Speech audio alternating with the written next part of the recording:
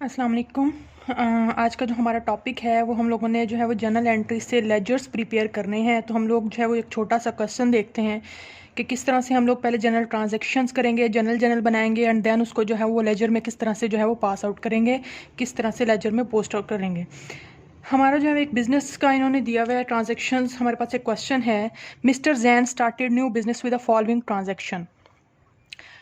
सबसे पहले जो है वो इन्वेस्टेड कैश इनटू बिजनेस 2,25,000। तो सबसे पहले जो है बिज़नेस जो है वो स्टार्ट करता है, उसमें जो है वो इन्वेस्टमेंट करता है 22,500 की। तो उसकी क्या एंट्री आ जाएगी हमारे पास हमेशा हम लोगों का दोस्त टू साइडेड इफेक्ट होता है। हमारे पास एक कैश के ऊपर कैश इंक्रीज़ हो रहा है और एक हमारा कैपिटल इंक्रीज़ हो रहा है। तो जब हमारा कैश इंक्रीज़ होता है तो हम लोग प्रीवियस लेक्चर में देख चुके हैं, तो कैश अकाउंट को डेबिट करते हैं इस अमाउंट से, ठीक है, 22,500 से, और कैपिटल अकाउंट को जो है वो हम लोग क्रेडिट करेंगे 22,500 से। नेक्स्ट जो है हमारी सेकेंड एंट्री है, purchase land for ₹72,000। Land purchase की है 72,000 की। जब हम लोग फिक्स्ड एसेट परचेज करते हैं, लैंड हो गया, बिल्डिंग हो गई, मशीनरी हो गई, तो हम लोग जो है वो उसको उसी नाम से जो है उसका अकाउंट बनाते हैं। हम लोग परचेजेज उसको कंसीडर नहीं करते हैं। तो हम लोग सेकंड एंट्री क्या करेंगे, हमारे पास लैंड के ऊपर इफेक्ट, एक तो लैंड इंक्रीज हो रही है, हमारा एसेट इंक्रीज हो रहा है, सेकंड पे हमारा एसेट जो है वो एज अ कैश डिक्रीज हो रहा है। तो हम लोग लैंड अकाउंट डेबिट कर देंगे 72,000 से और टू कैश अकाउंट क्रेडिट कर देंगे 72,000 से। फिर थर्ड डेट को जो है वो हमारी एंट्री हो रही है, परचेजेस बिल्डिंग ₹48,000। बिल्डिंग परचेज की है 48,000 की। Down payment of ₹30,000, cash payment जो है down payment on the spot जो है वो 30,000 कर दी है। And issued not payable for the balance, और बाकी का जो बैलेंस है उसका नोट पेएबल इशू कर दिया है। तो इसकी एंट्री क्या होगी, हम लोग बिल्डिंग अकाउंट को करेंगे डेबिट 48,000 से, क्योंकि हमारा एसेट है बिल्डिंग और एसेट इंक्रीज हो रहा है। तो जब एसेट इंक्रीज होता है तो उसको डेबिट करते हैं 48,000 के अमाउंट से, ठीक हो गया। उसके हम अगेंस्ट जो है हम लोगों ने कैश पेमेंट की हुई है कितने अमाउंट की, 30,000 अमाउंट की। जो 30,000 अमाउंट है कैश क्रेडिट हो जाएगा 30,000 अमाउंट से, और रिमेनिंग जो अमाउंट है 18,000 की, वो उसको हम लोगों ने नोट पेएबल इशू किया है। तो नोट पेएबल क्या है, 18,000 क्रेडिट हो जाएगा, ठीक हो गया। उसके बाद आ जाती है नंबर 4 पे, purchases goods for 1 lakh at 2% rate discount. जब हम लोग गुड्स परचेज करते हैं तो हम लोग उसको परचेजेस कंसीडर करते हैं, और परचेजेस हमारे एक्सपेंसेस में कंसीडर होते हैं, ठीक हो गया। हम लोग जो है वो उसको गुड्स अकाउंट नहीं बनाएंगे, हम लोग उसका परचेजेस अकाउंट बनाएंगे। यहाँ मैंने ब्रैकेट में गुड्स लिख तो दिया है लेकिन परचेजेस अकाउंट में जाएगा, ठीक हो गया। और ये अमाउंट आएगी 98,000। 98,000 क्यों आएगी, 1 लाख के ऊपर 2% हमारा ट्रेड डिस्काउंट है। ट्रेड डिस्काउंट हम लोगों को डिस्कस कर चुके हैं कि हम लोग जो है वो उसको अमाउंट को माइनस कर देते होते हैं जो रियल अमाउंट होती है। 1 लाख पे 2% डिस्काउंट लेंगे तो 2,000 आएगा। 2,000 को मैं 1 लाख में से माइनस कर दूंगी तो मेरे पास जो अमाउंट आएगी जिसके ऊपर ट्रांजेक्शन हुई है वो आ जाएगी 98,000, ठीक हो गया। उसके बाद आ जाता है जी नेक्स्ट एंट्री है मेरे पास, sold goods ₹25,000, receive 15,000 and remaining later on. मैंने कोई गुड्स सेल्स की हैं, जो बिजनेस स्टार्ट हुआ हुआ है, गुड्स सेल की हैं 25,000 की, और कैश कितना रिसीव किया है 15,000। तो कैश मेरे पास कैश अकाउंट में आ जाएगा डेबिट 15,000, और बाकी का जो है वो रिमेनिंग जो 10,000 है वो अकाउंट रिसीवेबल हो जाएगा, क्योंकि वो अभी बाद में रिसीव करना है, अभी रिसीव नहीं किया है। तो अकाउंट रिसीवेबल अकाउंट 10,000 डेबिट, और टू सेल्स अकाउंट जो है वो क्रेडिट हो जाएगा 25,000 से। उसके बाद नेक्स्ट एंट्री आ जाती है हमारे पास, purchases goods from Kashif for ₹20,000। हम लोग जो है वो गुड्स परचेज कर रहे हैं फ्रॉम काशिफ से, ठीक है, 20,000 की अमाउंट से। अगर तो यहाँ पर ऑन क्रेडिट लिखा हुआ होता तब तो हम लोग जो है वो उसको क्रेडिट फॉर्म में डील करते, अकाउंट पेएबल बनाते, लेकिन यहाँ पर ऐसा कुछ नहीं लिखा है। तो इसका मतलब है ये पेमेंट जो है वो कैश में कर दी गई है। तो हम लोग क्या लिखेंगे, 6 एंट्री में हमारा परचेजेज अकाउंट 20,000 से डेबिट हो रहा है, और टू कैश पेमेंट जो हम लोगों ने कर दी है 20,000 की वो हो रही है क्रेडिट। नेक्स्ट जो एंट्री देखेंगे, sold goods to Umar for ₹18,000। 18,000 की गुड्स जो हैं वो सेल कर दी गई हैं उमर को। तो यहाँ पे भी हमारे पास ऑन क्रेडिट नहीं लिखा हुआ है। अगर तो ऑन क्रेडिट लिखा हुआ होता तो हम लोग अकाउंट रिसीवेबल ट्रीट करते इसको, लेकिन यहाँ पर ऑन क्रेडिट मेंशन नहीं है तो हम लोग इसको एज अ कैश ट्रीट करेंगे। और क्या हमारी एंट्री क्या होगी, कैश अकाउंट जो है वो डेबिट कैश रिसीव कर लिया हम लोगों ने 18,000, और सेल्स अकाउंट जो है वो क्रेडिट हो जाएगा 18,000 से। अब हम लोग देखते हैं कि इन एंट्रीज का जो है वो जर्नल्स किस तरह से प्रिपेयर करने हैं, लेजर्स किस तरह से प्रिपेयर करने हैं।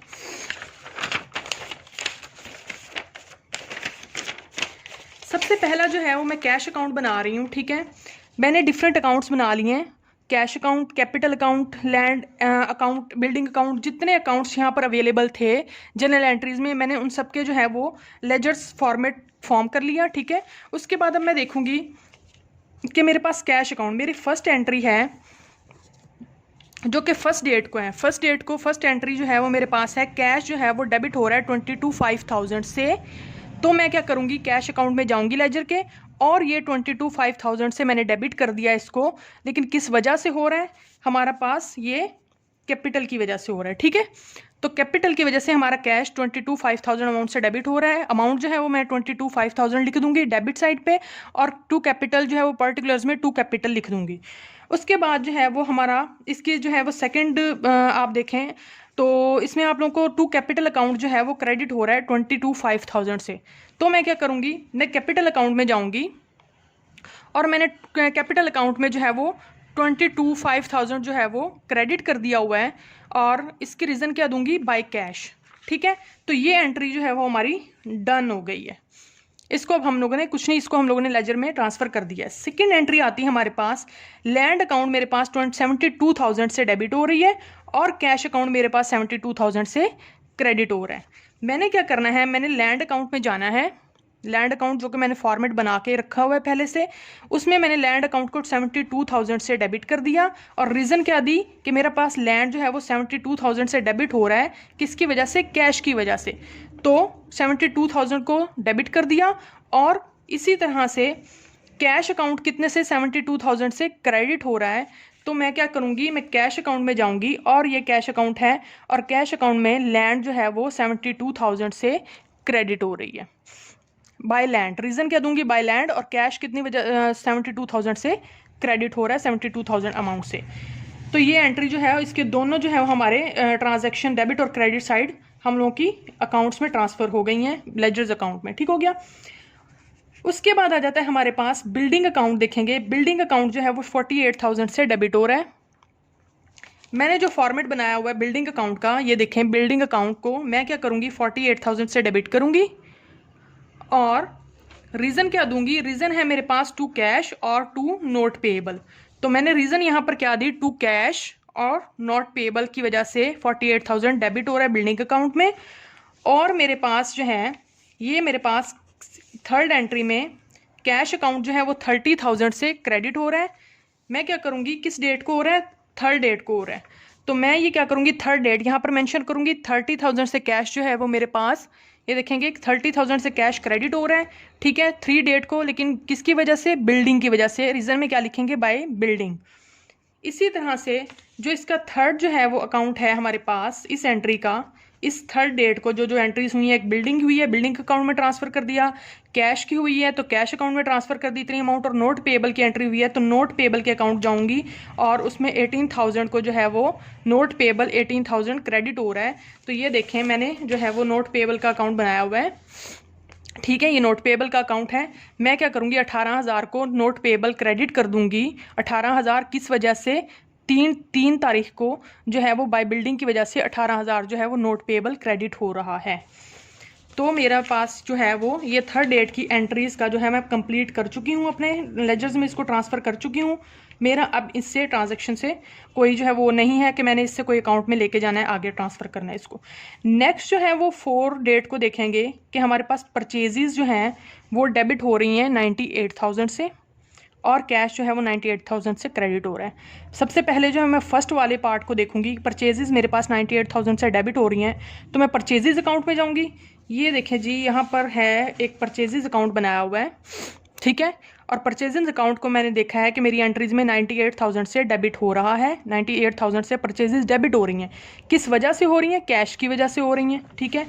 ये देखें परचेजेज़ डेबिट हो रही है 98,000, किस वजह से, कैश की वजह से। तो मैंने उसको जो है वो डेबिट साइड पे लिख दिया। और इसका दूसरा पार्ट जो है वो ये है कि कैश जो है, कैश 98,000 से क्रेडिट हो रहा है, ठीक है। तो 98,000 से कैश क्रेडिट हो रहा है, तो मैं कैश अकाउंट में, ये मैंने कैश अकाउंट बनाया हुआ है पूरा, ठीक है। मैं क्या करूँगी, क्रेडिट साइड पे जाऊंगी कैश अकाउंट के, ये कैश अकाउंट है, ठीक है, और 98,000 से इसको क्रेडिट कर दूंगी। रीज़न क्या दूंगी, बाय परचेजेस, और डेट भी यहाँ पर मेंशन करूंगी 4 डेट है, ठीक है। तो ये मेरा जो है वो दोनों पार्ट जो हैं इस ट्रांजैक्शन के कवर हो गए हैं, डेबिट और क्रेडिट। ये भी मेरा जो है वो अकाउंट्स में ट्रांसफ़र हो चुका है। अब नेक्स्ट देखूंगी 5 डेट को कैश अकाउंट जो है वो मेरा 15,000 से डेबिट हो रहा है, तो मैं इस 15,000 को कैश अकाउंट में लिख दूंगी जाके। 15,000 जो है वो मेरा डेबिट हो रहा है, ठीक है। किस वजह से डेबिट हो रहा है? मेरा सेल्स की वजह से डेबिट हो रहा है। ये देखें, सेल्स की वजह से 15,000 डेबिट हो रहा है, तो मैं रीज़न में क्या लिख दूंगी, टू सेल, और 15,000 अमाउंट को डेबिट कर दूंगी। ठीक हो गया, ये हमारा इसका फर्स्ट पार्ट हो गया। सेकेंड पार्ट है इसी एंट्री का 5 तारीख को अकाउंट रिसीवेबल अकाउंट जो है वो 10,000 से डेबिट हो रहा है। तो मैं अकाउंट रिसीवेबल का जो अकाउंट बनाया हुआ है, ये देखें अकाउंट रिसीवेबल का अकाउंट है, ठीक है। अकाउंट रिसीवेबल मैं क्या करूँगी, 10,000 को, ये 10,000 से डेबिट हो रहा है, ठीक है। और किसकी वजह से हो रहा है? सेल्स की वजह से हो रहा है, ठीक है। तो 10,000 को मैं डेबिट कर दूंगी, यहाँ पर 10,000 जो है डेबिट साइड पे लिखूंगी, और रीज़न क्या दूंगी, टू सेल। उसके बाद नेक्स्ट जो है इसी ट्रांजैक्शन का 5 डेट की ट्रांजैक्शन का थर्ड पार्ट जो है वो हमें बता रहा है कि सेल्स अकाउंट जो है वो क्रेडिट हो रहा है 25,000 से। तो सेल्स अकाउंट 25,000 से क्रेडिट हो रहा है, किसकी वजह से हो रहा है? कैश और अकाउंट रिसीवेबल की वजह से हो रहा है। मैं क्या करूंगी, मैं सेल्स के अकाउंट में जाऊंगी और मैं 25,000 की अमाउंट को क्रेडिट करूंगी, ठीक है। ये देखें 25,000 के अमाउंट को क्रेडिट साइड पे लिख दिया, और रीजन में क्या लिखा, by cash and account receivable लिख दिया। ओके, अच्छा जी। नेक्स्ट जो है वो डेट 6 को हमारी एंट्री क्या हुई थी, हमारे पास जो है वो परचेजेस 20,000 से डेबिट हुई थी, और कैश अकाउंट जो है वो 20,000 से क्रेडिट हुआ था। मैं क्या करूँगी, परचेजेस अकाउंट में जाऊँगी और अमाउंट 20,000 को डेबिट करूँगी, ठीक है। ये मेरा परचेजेस अकाउंट पड़ा हुआ है, ठीक है। ये परचेजेस अकाउंट है, मैंने 20,000 से डेबिट कर दिया परचेजेस को, और रीज़न में क्या लिखा, बाय कैश। तो मेरा फर्स्ट पार्ट जो है वो इस एंट्री का कवर हो गया। और इसी एंट्री का जो सेकंड पार्ट है 6 डेट को, वो क्या कहता है कि आपका कैश जो है इस अकाउंट का वो क्रेडिट हो रहा है 20,000 से। किसकी वजह से हो रहा है? परचेजेस की वजह से। किस डेट को? 6 डेट को, ठीक है। तो मैं क्या करूँगी, मैं कैश अकाउंट में जाऊँगी। कैश अकाउंट में मैंने जो है वो ये देखें 20,000 मैं लिख दिया, यहाँ पर क्रेडिट कर दिया, और reason they the by purchases, और डेट मेंशन कर दी 6, ठीक हो गया। तो ये इस ट्रांजैक्शन के दोनों पार्ट जो हैं वो हमारे कवर हो गए हैं, ठीक है। अच्छा जी, उसके बाद आ जाता है हमारे पास 7 डेट को कैश अकाउंट हमारे पास 18,000 से डेबिट हो रहा है, और सेल्स अकाउंट हमारे पास 18,000 से क्रेडिट हो रहा है। हमने पहले डेबिट करना है किसको? कैश को 18,000 से। मैं कैश अकाउंट में गई और मैंने 18,000 से इसको जो है वो डेबिट कर दिया। ये देखें, ये कैश अकाउंट है मेरा, और मैंने 18,000 डेबिट साइड पे लिख दी हैं, किस वजह से? सेल्स की वजह से। किस डेट को? 7 तारीख को, 7 डेट को, ठीक हो गया। और इसी तरह से सेकंड पार्ट इसका क्या है, इसी ट्रांजैक्शन का 7 डेट को, कि सेल्स अकाउंट जो है वो 18,000 से क्रेडिट हो रहा है। तो मैं क्या करूँगी, सेल्स अकाउंट में जाऊँगी। ये देखें, सेल्स अकाउंट में मैंने 18,000 को क्रेडिट कर दिया, रीज़न बाय कैश लिख दी, और डेट जो है वो 7 लिख दी, ठीक हो गया। ये थी हमारी एंट्रीज जिनको हम लोगों ने लेजर में पोस्ट कर दिया। अब नेक्स्ट स्टेप हम लोगों का क्या है, हम लोगों ने इसका जो है वो टोटल करना है, और देखना है कि कितना हमारा जो है वो बैलेंस कैरी फॉरवर्ड होता है आगे ट्रायल बैलेंस में। मैंने इस साइड को टोटल किया, ठीक है, 22,500 प्लस 15,000 प्लस 18,000, ये तीनों प्लस किए, तो मेरे पास अमाउंट बन रही है 25,800, ठीक हो गया। इसी तरह से मैंने क्रेडिट साइड को टोटल किया, 72,000, 30,000, 98,000 और 20,000। इन चारों को मैंने ऐड किया, तो मेरे पास अमाउंट आई 22 टेट्रा ज़ीरो आए हैं, मेरे पास 2,20,000 आया है अमाउंट। इनको ऐड करने से 25,800 आया है, और इनको ऐड करने से मेरे पास 2,20,000 आया। तो ये साइड मेरी जो थी वो ज़्यादा अमाउंट शो कर रही है। मैं क्या करूँगी, इस 25,800 में से जो इसका ऐड करके जो अमाउंट आई है 2,20,000, उसको माइनस कर दूँगी, ठीक है। उसको माइनस करके मेरे पास जो है वो 38,000 आया है, ठीक है। अब मैं यहाँ पर लिख दूँगी, ये 38,000 आगे ट्रायल बैलेंस में जाएगा, इसको मैं लिख दूँगी बाय बैलेंस कैरी फॉरवर्ड। ये इसको कैरी फॉरवर्ड करना है। अब इन दोनों को जो है वो इक्वल हो गया है, ये भी 25,800 हो गया है, और इन चारों को, पांचों को ऐड करेंगे 38,000 को और बाकी इन अमाउंट्स को, तो ये भी 25,800 हो गया। मतलब हमारा डेबिट और क्रेडिट इक्वल हो गया है, लेकिन हमारा ये जो ये अमाउंट है 38,000, ये इस साइड पे कम थी, ठीक है, उसको हमने जो है वो बाय बैलेंस के नाम से इधर ऐड कर दिया है और इसको हम लोग जो है वो ट्रायल बैलेंस में लेके जाएंगे। नेक्स्ट देखेंगे कैपिटल अकाउंट। कैपिटल अकाउंट में हमारे पास ये पड़ा था 22,500 क्रेडिट साइड पे। डेबिट साइड पे हमारे पास कोई अमाउंट नहीं पड़ी थी, ठीक है। इसको टोटल करेंगे तो 22,500 और यहाँ पर ज़ीरो बैलेंस है, तो मैं 22,500 में से ज़ीरो माइनस करूँगी तो मेरे पास आएगा क्या अमाउंट, 22,500 ही अमाउंट आ जाएगी।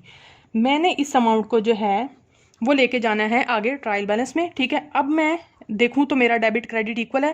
पहले यहाँ पर क्रेडिट साइड 22,500 शो हो रही थी और यहाँ पर जो है वो ज़ीरो शो हो रहा था बैलेंस। मैंने जो है वो ये बैलेंस इधर डाल के खुद से ऐड किया और उसको नाम दिया टू बैलेंस कैरी फॉरवर्ड, और इसको मैं आगे ट्रायल बैलेंस में लेके जाऊंगी। अब मेरा डेबिट और क्रेडिट इक्वल है, ठीक है। नेक्स्ट लैंड अकाउंट में देखेंगे। लैंड अकाउंट में क्या है कि मेरे पास 72,000 जो है वो डेबिट साइड पे शो हो रहा है और क्रेडिट साइड पे मेरे पास कोई बैलेंस शो नहीं हो रहा। क्रेडिट साइड वो थी मेरी ज़ीरो थी। मेरा डेबिट बैलेंस 72,000 था और क्रेडिट बैलेंस ज़ीरो था, तो मैंने यहाँ क्या किया, मैंने 72,000 खुद से ऐड किया है। अब मेरा जो है वो उसको मैं नाम दूंगी बाय बैलेंस कैरी फॉरवर्ड। अब मेरा डेबिट और क्रेडिट का टोटल जो है वो इक्वल आ रहा है। ये भी 72,000 आ रहा है और ये भी 72,000 ही आ रहा है। इसी तरह से नेक्स्ट देखेंगे बिल्डिंग अकाउंट। इनके लैंड अकाउंट, बिल्डिंग अकाउंट जो फिक्स्ड एसेट्स हैं, इनके अकाउंट्स जो हैं वो अलग अलग से बनेंगे। इनको एक ही अकाउंट में हम लोग नहीं लिखेंगे, ठीक हो गया। बिल्डिंग अकाउंट अलग से बनेगा। बिल्डिंग अकाउंट का डेबिट बैलेंस शो हो रहा है हमारे पास 48,000 का। क्रेडिट साइड पे हमारे पास कोई बैलेंस नहीं था, ठीक है। तो मैंने क्या किया, डेबिट और क्रेडिट को इक्वल करने के लिए मैंने यहाँ पर 48,000 खुद से ऐड कर दिया। इस 48,000 को जो है वो मैं नेक्स्ट जो है वो ट्रायल बैलेंस में शिफ्ट कर दूँगी। और यहाँ पर हमारा पे आ जाता है हमारे पास नोट पेएबल का अकाउंट, ठीक है। नोट पेएबल हमारा क्रेडिट साइड पे बैलेंस शो कर रहा था 18,000 और डेबिट साइड पे हमारे पास ज़ीरो बैलेंस था।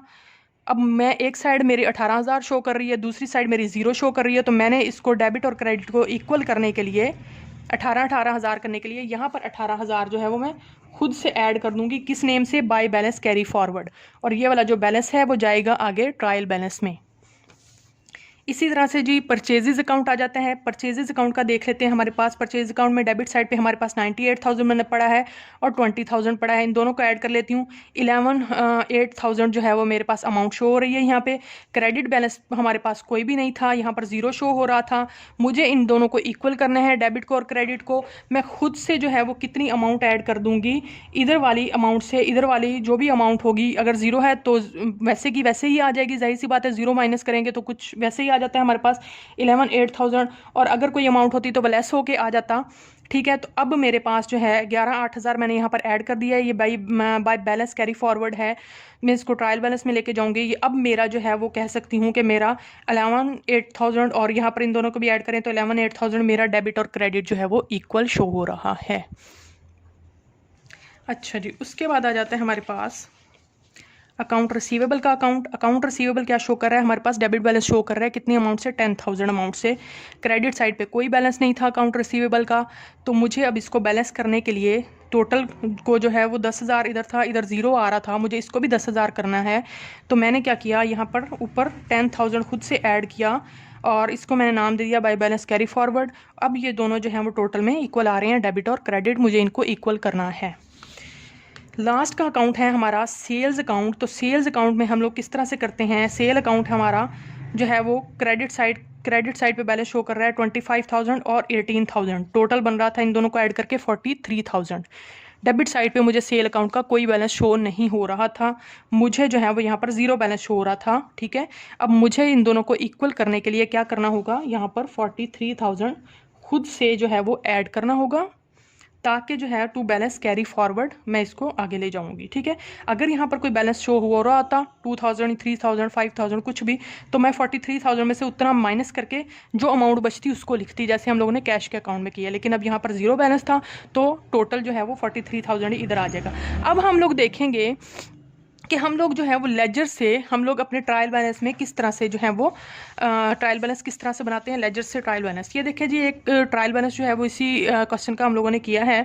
तो ऊपर 3 लाइंस जो है वो हम लोगों ने लिखनी होती हैं, जैन एंड कंपनी लिखेंगे, ट्रायल बैलेंस लिखेंगे, और ये जो थर्ड लाइन है एज ऑन 31 दिसंबर 2009, ठीक है, इसको एज इट इज़ ही लिखना है और जो ईयर होगा वो आएगा, ठीक है।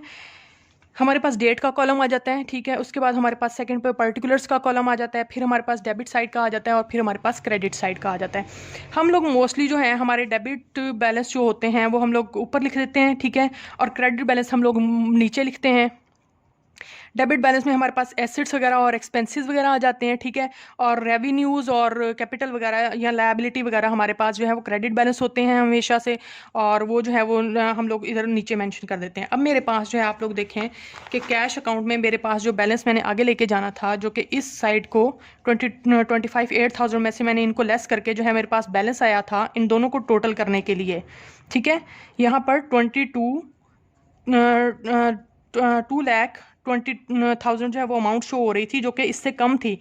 मुझे टोटल करना था डेबिट और क्रेडिट को, मैंने इसमें से इसको माइनस किया तो मेरे पास जो है वो 38,000 यहाँ आ गया। अब ये हैं दोनों टोटल इक्वल हैं, डेबिट और क्रेडिट 25,8,000 है। ये 38,000 मैं लेके जाऊंगी अपने ट्रायल बैलेंस में। ये देखें कैश अकाउंट मैंने लिख दिया, ठीक है। डेबिट कितने अमाउंट से, 38,000 से।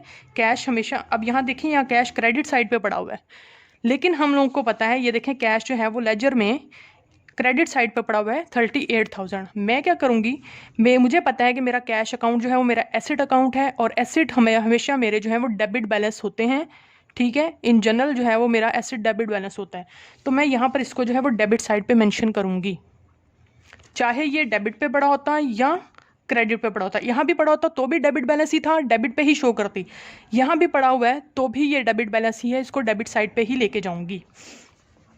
फिर आ जाता है सेकंड, मेरा अकाउंट जो है वो कैपिटल अकाउंट है, ठीक है। कैपिटल अकाउंट जो है वो मेरा डेबिट साइड पे बैलेंस शो कर रहा है 22,500, जो कि मैंने कैरी फॉरवर्ड अपने ट्रायल बैलेंस में लेके जाना है। अब ये डेबिट साइड पे पड़ा हो या क्रेडिट साइड पे पड़ा हो, जहाँ भी पड़ा होता, मुझे पता है कि मेरा कैपिटल अकाउंट जो है वो हमेशा क्रेडिट बैलेंस होता है, तो मैं यहाँ पर जो है वो कैपिटल अकाउंट को 22,500 अमाउंट से क्रेडिट साइड पे ही लिखूँगी। ये मैंने इसलिए नीचे लिखा है क्योंकि ये क्रेडिट बैलेंसेस हैं, इनको अलग से शो करने के लिए मैंने जो है वो थोड़ा इसकी स्पेस छोड़ के यहाँ से स्टार्ट कर दिया, ठीक हो गया। उसके बाद आ जाता है मेरे पास लैंड अकाउंट। लैंड मेरा एसेट होता है, ठीक है। एसेट जो होता है वो हमेशा मेरा डेबिट बैलेंस होता है, ठीक है। अब वो यहाँ पर आए या यहाँ पर आए, हमने ट्रायल बैलेंस में डेबिट साइड पे ही उसको लिखना है।